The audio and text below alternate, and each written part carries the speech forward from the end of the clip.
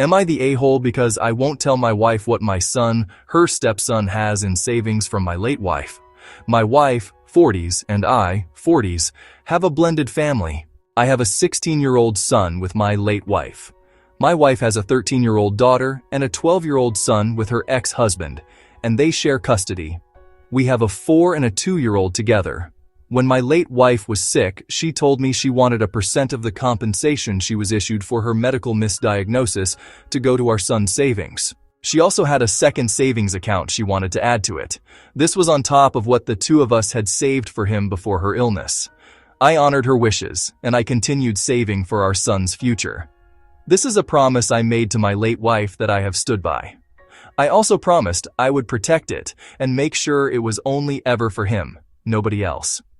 When my present wife and I started seriously dating, we talked about what saving would look like for our kids when we married. She knew I had always saved, as had my late wife.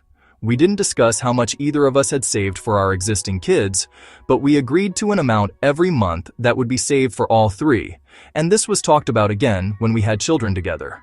Recently, there has been a lot of stress on my wife. Her ex has refused to discuss my stepkid's savings and if he pays anything or not. She also feels like we haven't been able to save enough every month like promised because it was just one thing after another. There are months we've missed because of things beyond our control. Life stuff, mostly like things breaking, etc.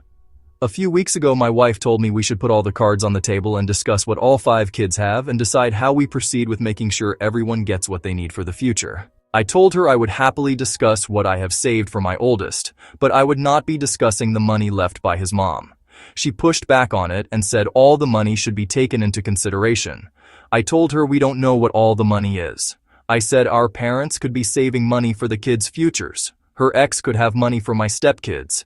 His parents could have money for my stepkids.